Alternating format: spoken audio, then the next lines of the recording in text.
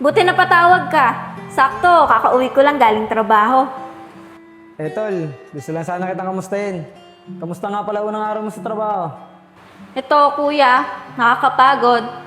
Tipirin nyo yan ha, huwag kayo masyado magastos. Dahil wala tayo ibang inaasahan kundi si Ate Juliet nyo. Ate, ito na yung maleta mo. Salamat, Nico, ah. Kuya, total, ikaw naman yung nakakatanda sa ating magkakapatid. Ikaw nang bahala sa mga kapatid natin, ah. Sige tol, huwag ka na mag-alala sa mga kapatid natin. Ako nang bahala sa kanila. Basta mag-focus ka lang sa trabaho mo at mag-ingat ka palagi doon. Alagaan mo yung sarili mo. Maraming salamat, kuya. Siya nga pala, Nico. Pag may kailangan ka sa school mo, ah, tawagan mo lang si ate. Opo ate, tatawag po agad ako sa inyo. Salamat eh. At ikaw naman, Vince. Isa lang ang sasabihin ko sa'yo. Mag-aaral ka mabuti, ah. At huwag kang magpapasaway sa mga kuya mo. Nagkakaintindihan ba tayo? Opo ate, hindi po ako magpapasaway sa kanila. Ate, mag-iingat po kayo doon. May miss po kita. O paano tol? Tara na, ihahatid ka na namin. Pakagabihin ka pa sa biyahe papuntang Maynila. Oo nga pala. Sige, kuya. Tara na. Nico, kunin mo yung malita.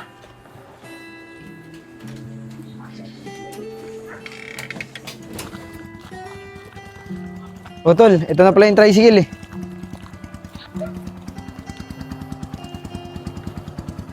Ay pre, sa terminal lang ng bastong kapatid ko ah. Ay sige pre, ako nang bahala. Sige na tol, sakay ka na. O paano, kuya? Dito na ako, ah. Sige tol, mag-iingat ka ah. Pag may problema tol, tumawag ka lang ah. Sige, kuya.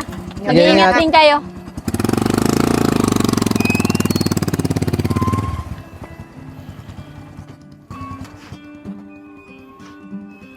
Tara na mga tol.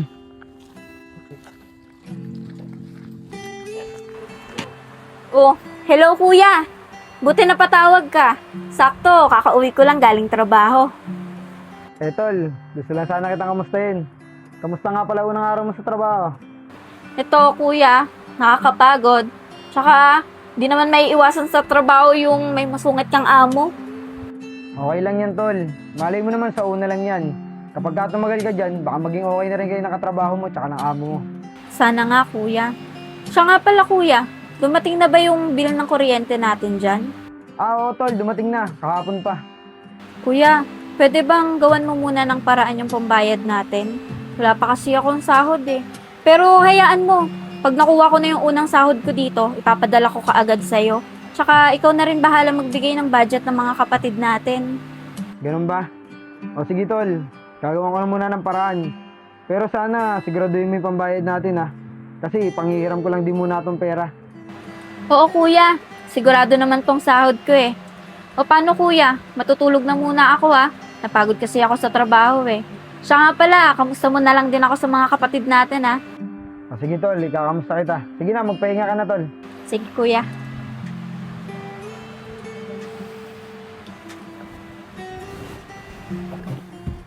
Kuya, pasok na ako. Sasabay ko na rin to si Vince sa pagpasok. Ganun ba? Siya nga pala. Nakakuha ko na yung padala ng kapatid natin. O ito, Nico. Bibigay ko na yung allowance nyo. Pang 1 linggo yan ha. Salamat dito kuya. Ito naman sa'yo, Vince. Salamat kaya. Tipirin nyo yan ha. Huwag kayo masyado magastos. Dahil wala tayo ibang inaasahan kundi si Ate Juliet nyo. At ito natira. Gagamitin ko to para sa gastusin natin sa bahay. Ay kuya, siya nga pala, nakalimutan ko sabihin sa'yo. Pakisabi nga pala kay ate na may babayaran kami sa school. Di kasi kami makakapag-exam pag di namin nabayaran yun eh. Eh Nico, baka naman pwedeng gumawa ka muna ng letter. Tapos makiusap ka muna sa prof mo na hindi ka muna makakapagbayad para makapag-exam ka. Eh kapapadala lang kasi ng ate mo eh. Ang padala niya ulit sa susunod na buwan pa. Sige kuya, sabihin ko na lang po sa prof namin. Paano kuya, pasok na kami. O sige, mag-iingat kayo ha. Tara Vince. Tara.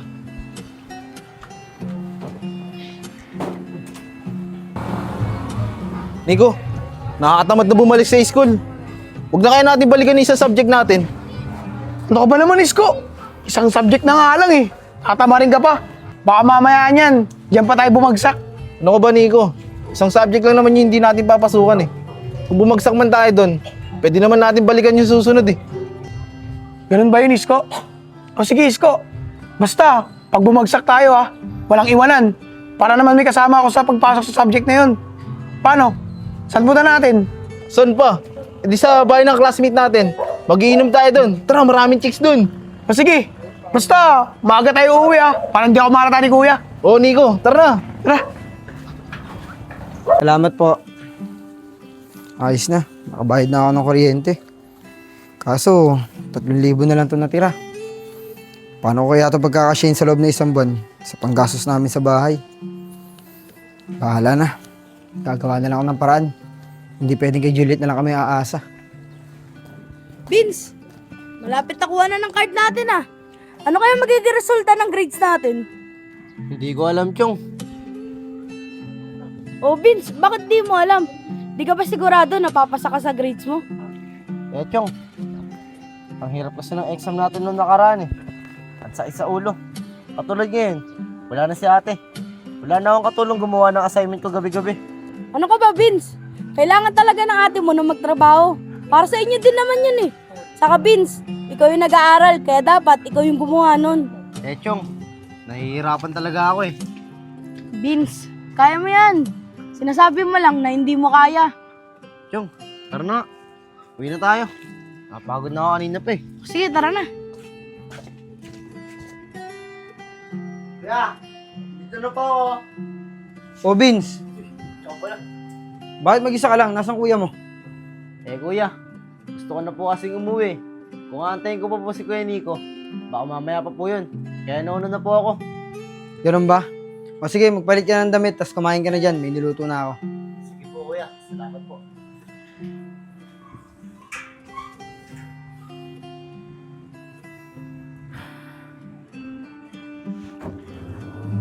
Ay, nakakapagod. Pero hindi ako pwedeng sumuko. Kaya ko to. Para makatapos yung mga kapatid ko. Tol, alam kong kapapadala mo lang. Pero kailangan kong sabihin sa ito Nagsabi kasi sa akin si Nico kanina. May kailangan daw siyang bayaran sa school. Sabi daw kasi ng prof niya. Hindi siya makakapag-exam kapag hindi siya nakapagbayad. Tol, baka may extra kang pera dyan. Baka pwede mong dagdagan yun na ipadala mo.